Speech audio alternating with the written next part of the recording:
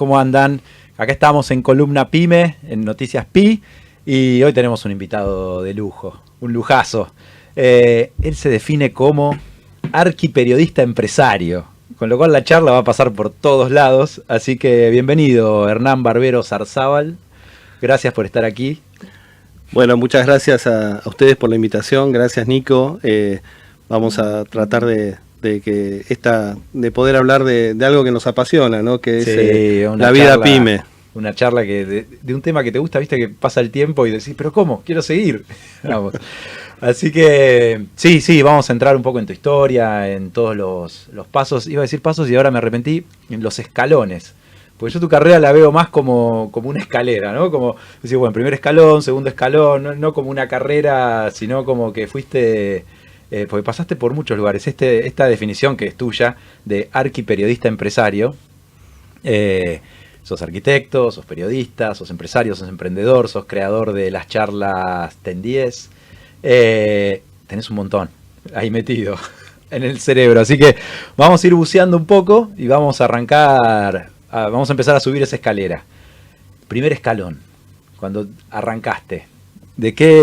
¿Por qué? ¿Por qué? ¿Para dónde? ¿Para dónde fuiste? Arranquemos en ese momento. Bueno, un poco compartir con la audiencia que uno empieza con una carrera, en tu caso contador, en mi caso como arquitecto, y creo que hay que estar como atento a cómo las realidades que van cambiando. Yo pensé que mi primer trabajo iba a ser como dibujante de arquitectura, y en realidad apareció una oportunidad que fue trabajar en el periodismo de arquitectura, ¿no? O sea, Claro. Siendo estudiante, y bueno, la supe ver en ese momento, y entonces ahí es como una vida más de profesional, ¿no? Después uno se va convirtiendo de alguna manera en un emprendedor, pero ese primer trabajo en el cronista de Ernequian, que fue un genio, y que en ese momento él decidió que había que apostar, que el negocio era hacer medios, estar en medios, Claro. ¿no? Y en ese momento tenía la oportunidad, hubo un gran casting de escribas. Los arquitectos son bastante malos todos para escribir, pero bueno, yo dentro de eso... ¿Pero vos tenías estudios de periodismo o no? No, Estudios de pero arquitectura. abuelo periodista, padre periodista. Había algo. Sí, entonces fue una segunda vocación que siempre estuvieron paralelas. Creo que cuando uno tiene la vocación de periodista, creo que nace también con uno, ¿no? Así como la de arquitecto. Pero no significa que no hice obras de arquitectura, porque trabajando como periodista de arquitectura, uno de mis primeros trabajos como arquitecto fue hacer las oficinas del show del Clio. Ah, bien, muy relacionado. Me dijeron, vos sos periodista y sos arquitecto. Así que hice las oficinas con toda la Gugis y toda esa gente. Sí, genial. un show de que mostraba publicidades. Sí. No sé si había otro, me parece que fue el primer show que fue así basado y dedicado completamente a las publicidades. Un programa súper exitoso. Y muy innovador para la época. Muy también. muy innovador. Así que hicimos esa obra, éramos muy chicos, teníamos también 23 años, con mi socio muy divertido, Jorge Finkenstein, y Viviano, que era el que manejaba los números, ahí dijo, pero ustedes los arquitectos no saben, nunca entregan en tiempo, en dinero, en calidad. Allá se decía eso, no es algo nuevo. Entonces mi socio, que era muy divertido, dice, no, es que nosotros somos de las 4B. ¿Cómo de las 4? Son 3. No, bueno, bonito, barato y veloz. Dice, pero veloz es con otra B, es con B corta. Así que bueno, hice 60 horas de arquitectura más o menos, pero como periodista en el Cronista Comercial, que fue un éxito, era un diario en color de arquitectura. Y después vino Revista Noticias, que también era un éxito total en la época de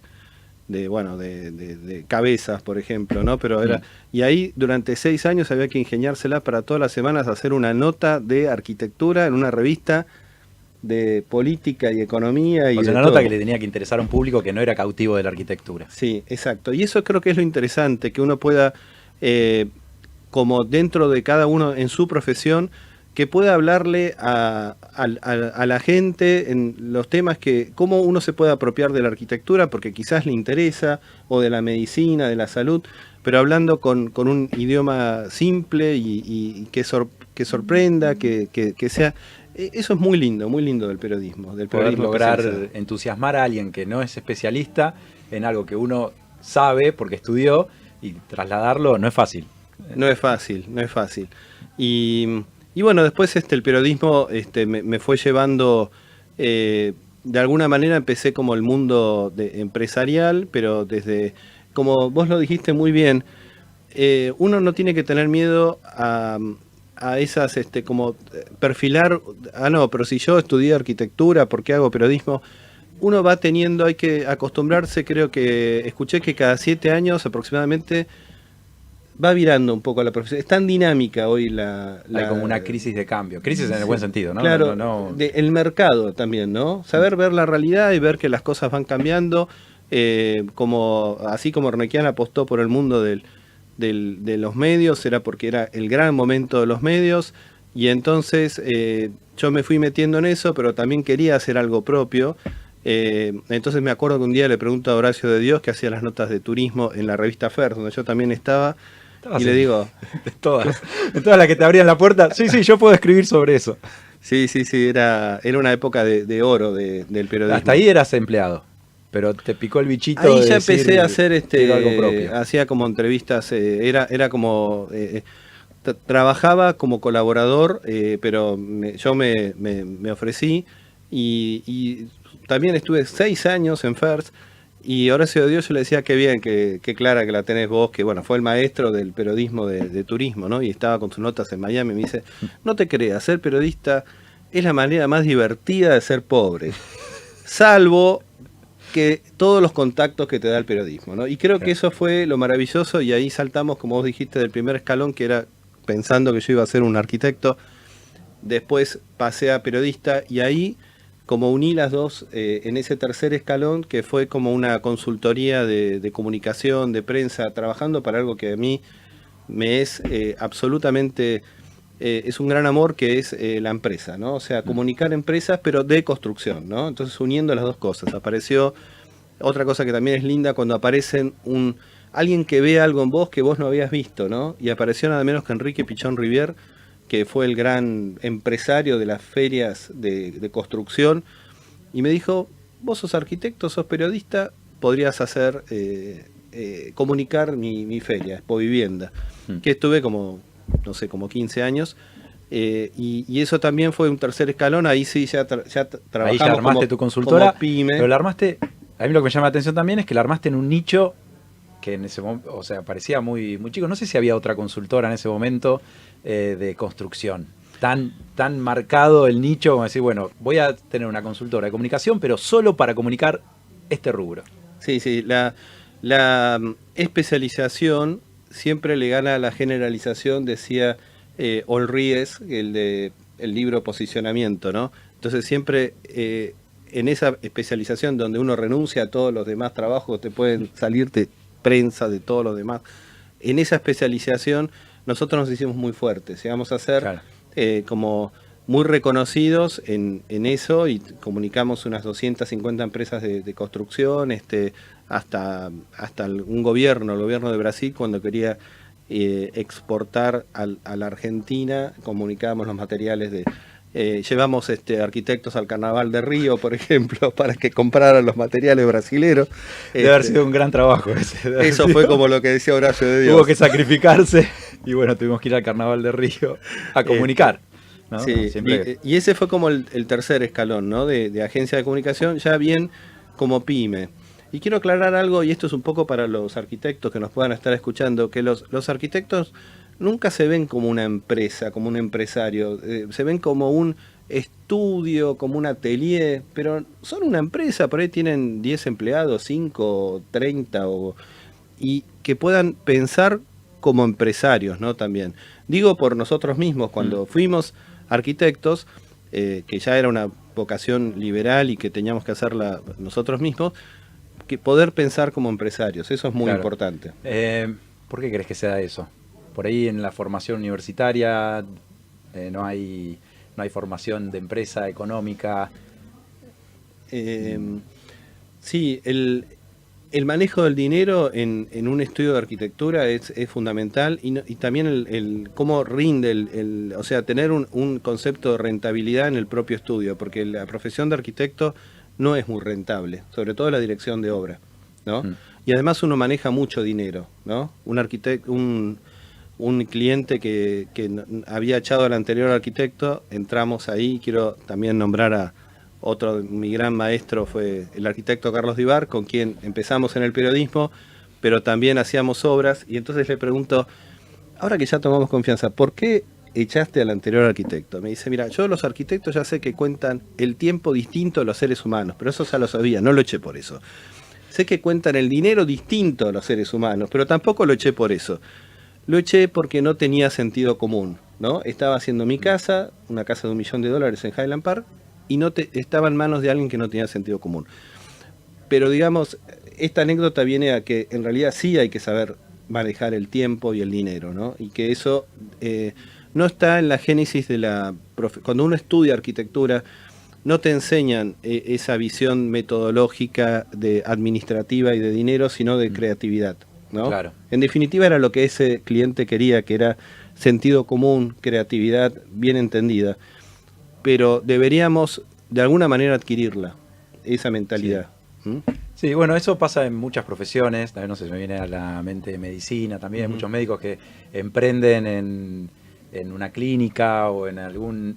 y no se ven como empresarios, se siguen viendo como médicos y es muy fuerte y hasta que por ahí queda mal, decir, no, viré a empresario o anexé una parte empresarial. Hasta lo ven como, no, yo soy médico, no puedo mostrarme como empresario. Pero bueno, pasaste esa barrera, lograste atravesar esa barrera, armaste tu consultora. Sí, ahí tuvimos un equipo grande de gente y después vino el cuarto nivel, que vino un poco naturalmente y eso creo que es también en esto que uno dice, no hay que tener miedo a ir cambiando de profesión, de perfil. Aparece también otra gran pasión, que en realidad es como el propósito de mi profesión, que es tender puentes, que es conectar. Y ahí aparecen hacer eventos, ¿no? Al principio nos decían, bueno... Me gustan las mutaciones. Ahora pasamos a organizador de eventos. Claro, organizar eventos de construcción, convocar eventos y bueno, terminar organizándolos completos. Entonces hace 12 años comenzamos con TEN 10, los congresos de arquitectura para mi gusto eran bastante aburridos, ¿no? Y duraba 1 hora y media un arquitecto mostrando una planta arquitectónica. Entonces yo dije, sí, esto tiene que cambiar. Entonces descubrí que había un formato que nacía en el mundo, los Pechakucha de Japón, los TED de Estados Unidos, eran 15 minutos, 6 minutos, entonces mucha gente en poco tiempo. Eso daba un valor de conjunto. Y ahí nació TEN 10, Tendencias de Diseño en 10 minutos. Empezamos hace 12 años, quisimos que sea para ser irreverente y hacer algo realmente disruptivo. Elegimos el Teatro El Cubo, que era el off Corrientes, era el lugar, claro, del under del teatro, y eso fue maravilloso, y ahí empezó como una nueva forma. Entonces eran muchos arquitectos o empresarios también. Nos gustó que hubiera una mezcla entre arquitectos, empresarios, o sea, los propios clientes de los arquitectos, ¿no? Compartiendo aprendizaje. Claro, ¿no? O sea, hablemos de arquitectura, diseño, pero no solo los profesionales que estudiaron arquitectura, sino también los agentes que están alrededor de una construcción, de un estudio de arquitectura, pero bueno... Un diálogo en cadena de proveedores, valor. clientes, claro, mezclar. Proveedores no. Proveedores no entraron. No, después descubrimos que nuestros patrocinadores podían tener unas palabras al final y ahí un poco abriste la puerta. Aparece, claro, sí. Pero en la etimología de la palabra diversión es diversidad. Diversidad y diversión tienen la misma etimología en latín. Entonces, la variedad de miradas hace a la diversión y hace a la riqueza, ¿no? De poner arquitectos con desarrolladores, con asesores y todos juntos hablando. Entonces el público, en 10 minutos cada uno, descubrió algo interesante. Estamos hablando de empresa pyme, nos fue muy bien con los patrocinadores, porque también nosotros lo que generábamos era una experiencia donde de alguna manera también nos juntábamos a conversar sobre el show que íbamos a hacer, donde estaban los patrocinadores. Porque también me imagino que decirle a un arquitecto que está acostumbrado a hablar en un congreso 1 hora y media o el tiempo que desee sobre su planta y su dibujo y su diseño, decirle, mira, tenés 10 minutos. Tampoco debe ser fácil para el arquitecto decir, ¿y cómo hago para simplificar todo esto en 10 minutos? En realidad en la vida, seguramente cuando alguien ha tenido que ir a ver a un cliente importante y convencerlo, nunca te dan mucho más de 10 minutos. Yo una sola vez tuve que hablar con Arnequian y empecé a hablar de que yo era compañero del sobrino y me dijo, golpeó la mesa y me dijo, tema. Y ahí aprendí que hay que saber ir al grano, ¿no? Entonces creo que es una muy buena experiencia que nos puede tocar a todos, que en 10 minutos se pueden decir muchas cosas. Hablando de eso ya, no sé, creo que ya van más de 10. Ya vamos más de 10 minutos, pero todavía me falta. Porque esta visión que tenías de decir, bueno, los congresos de arquitectura pueden tener una vuelta de rosca, evidentemente la gente también lo veía. O sea, profesionales y colegas también lo veían porque se sumaron. Cayó bien la idea, de decir, che, por fin alguien agilizó esto. Arrancaste local en Buenos Aires, pero te empezaste a expandir. Sí, otra enseñanza, ¿no? Que hay que escuchar estas oportunidades. Vino un empresario y dijo, esto hay que hacerlo de gira por todas las ciudades. Y dijo, nosotros no sabemos jugar de visitantes, sabemos convocar gente en nuestra propia ciudad, ¿no? No, pero ¿por qué se puede hacer? Entonces, bueno, se juntaron 2 o 3 marcas y nos hicieron como el empuje. Los cordobeses, que son empresarios muy, muy pujantes, lo hagamos, ellos conjugan el verbo hacer, ya está, se está haciendo, no lo vamos a hacer, lo hagamos, ¿no? Hasta gramaticalmente ya van como un paso adelante. Exacto, y ahí empezamos en Córdoba, después nos animamos y hoy ya son 9 ciudades donde estuvimos y donde este año vamos a estar en 7, con Tendié, ya lo esperan. La gente lo espera y ya lo preguntan algo que es ¿quién va a venir a Mendoza? Sino nosotros hacemos un autorretrato de cada ciudad, de lo que le pasa a esa ciudad, hacemos brillar a los mismos arquitectos que la noche anterior se encontraron en el supermercado, pero con este formato de aprender, de compartir aprendizajes entre colegas, entonces se puede uno puede como llevarse una riqueza, ¿no? Y en buscar un tema bien también disruptivo, bien desafiante, ¿no? Por ejemplo, no sé, arquitectura gastronómica, diseño, negocio y experiencia, ¿no? El diseño es obvio, los arquitectos, pero el negocio y hablar, no sé, en un evento que hicimos en el Malva, habló Rafael Pereira Aragón sobre el negocio hacia los arquitectos, ¿no? Y la experiencia, que hoy es todo, el consumo, ¿no? Entonces buscar temas así interesantes, buscar distintos personajes, y hace que Tendies es un evento muy, muy que sigue vivo porque también es un poco de periodismo, es pasar revista de lo que está pasando ahora. Claro, no, también es que cada escalón que vas atravesando no es que vas dejando lo anterior, ¿no? O sea, todo lo que vas aprendiendo te va acompañando al siguiente escalón. Entonces solo lo podés hacer porque hiciste el escalón anterior. Claro, si vos hubieses querido arrancar con los eventos de cero, hubiese sido muy complicado. Sí, pero también uno va barrenando la ola, y también es importante en qué industria uno está, porque uno puede ser arquitecto, pero si uno sabe que hace 30 años la industria que crecía eran los medios, por ejemplo, ¿no? O la industria que también en ese tiempo fue la telefonía celular, y los que crecieron como, no sé, alguien que estudió administración de empresas, pero que encontró que barrenaba la ola en esa industria. Yo eso le digo a los chicos que están empezando, ¿no? Incluso a los que quieren hacer un emprendimiento.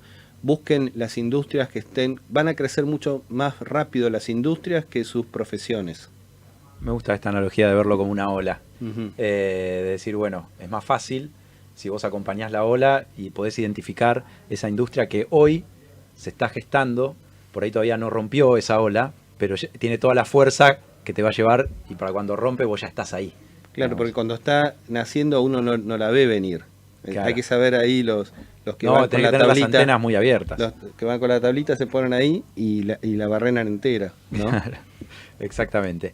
Eh, Después atravesaste las fronteras argentinas porque armaste otro, no sé si otro emprendimiento o dentro del mismo emprendimiento, una mutación, pero te metiste en otro baile Sí, ahí ya nosotros que se entramos, llama Expo, se llama Foro Fachadas. Foro Fachadas.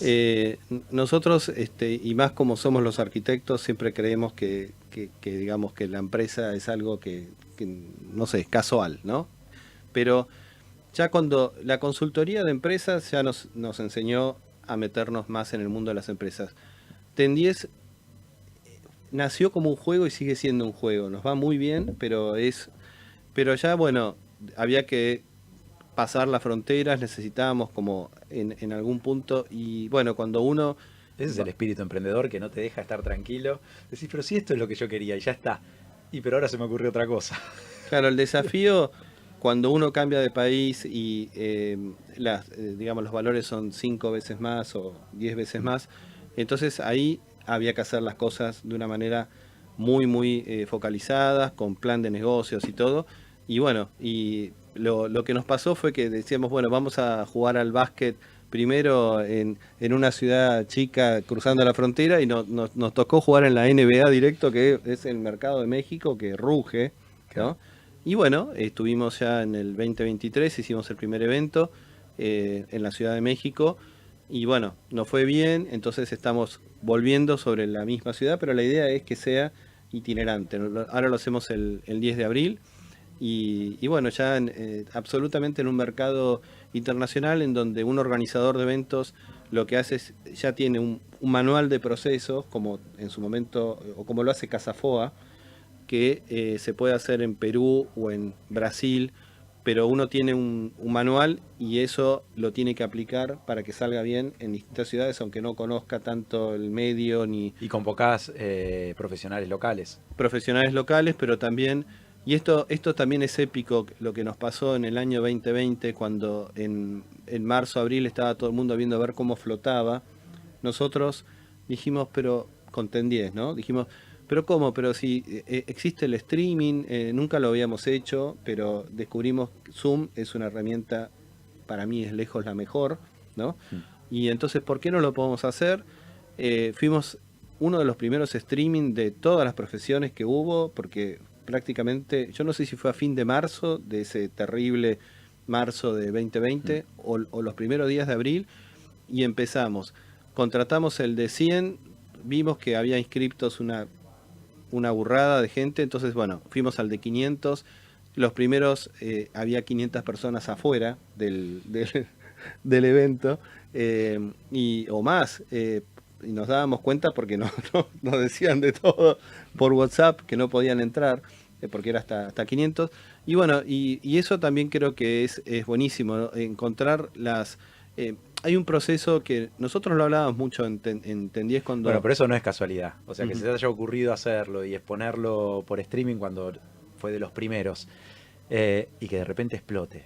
Y que decís, che, acá hay mucha más gente de la que esperábamos. No es casualidad tampoco. Es todo el trabajo previo, esto que hablábamos, de ir subiendo escalón a escalón y ir aprendiendo en el camino. Decís, bueno, desembarco en esto nuevo, pero con todo este bagaje, y la gente responde. Claro, esa famosa frase china de que crisis es igual a oportunidad. No es así si no pasás por lo que pasa en el medio, ¿no? O sea, la crisis te hace ver un cambio. El cambio te hace ver una respuesta, un desafío frente a la respuesta a esa crisis y a ese cambio, y ahí aparece la oportunidad. Pero hay que pasar todo ese proceso. Claro. También veo que te mantuviste fiel a la especialización porque el foro es de fachadas, nada más. O sea, cada vez más específico lo tuyo. Vas como un rayo láser enfocándote y Sí. ya no son tendencias en 10 minutos que suena más abierto. Que tampoco es tan abierto porque o sea, particularmente cerrado a la arquitectura, construcción. Pero ahora, o sea, cuando saliste al exterior, a Latinoamérica, es fachadas. O sea, ¿por qué ese nicho tan concreto? Bueno, ahí hay una respuesta de empresario, ¿no? O sea, la fachada es la industria más fuerte de la construcción.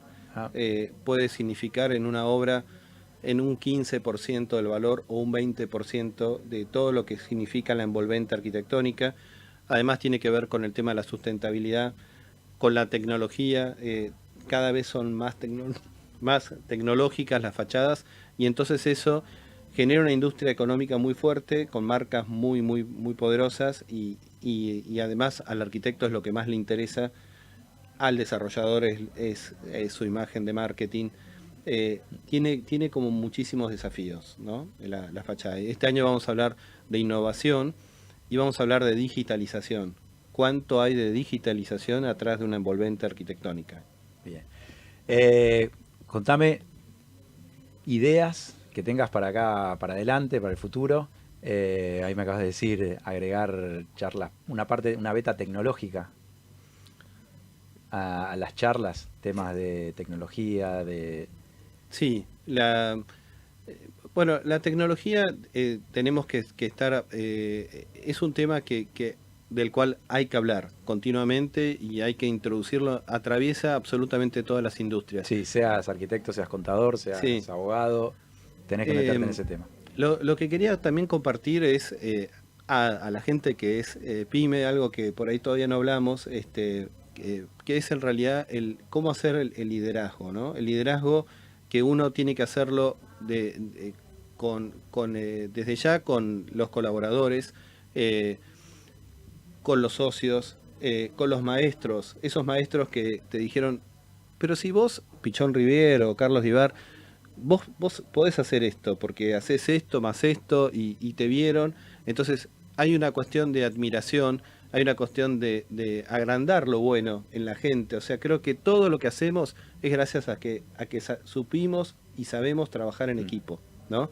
Entonces, grandes vectores del liderazgo es admirar, agrandar lo bueno, ver en el otro, en los colaboradores, sorprendeme, o sea, sé que vos lo podés hacer, sorprendeme, no dar órdenes, sino estar abierto, ¿cómo lo harías vos? ¿No? Claro, hacer preguntas. Estar abierto a la opinión del otro, al error del otro también. Tenés que darle un marco de error, por supuesto, ¿no?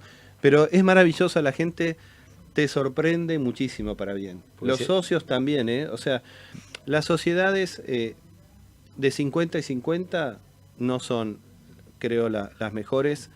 No siempre son las mejores. Yo creo que en ese caso 51 y 51.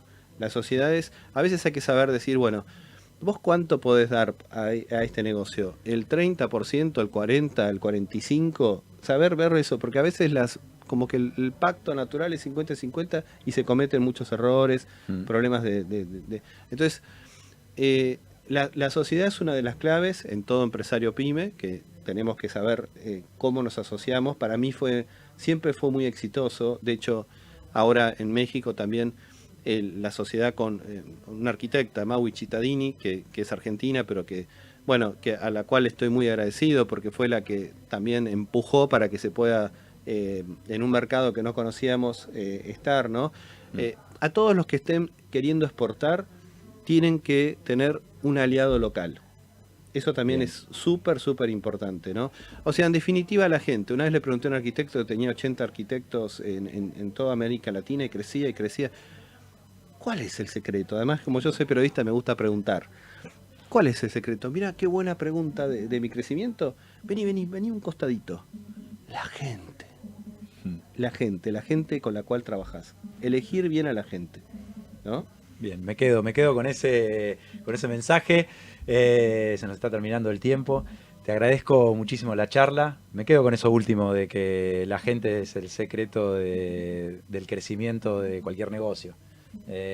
Así que, Hernán, muchísimas gracias por tu tiempo, gracias por compartir con nosotros tu experiencia, tu historia, en este cortito tiempo que tuvimos. Seguramente hay mucho más, pero bueno, en otra oportunidad seguiremos charlando. Así que, Hernán, muchas gracias por haber estado en Columna Pyme y nos quedamos con un montón de aprendizajes. Así que muchísimas gracias. Exacto, lo que se trata creo que es compartir aprendizaje, con lo bueno y lo malo que tiene, pero ese es un poco el secreto. Estamos en una época de colaboración. Y la colaboración también es en esto de pensar entre todos qué es lo mejor para construir una mejor sociedad.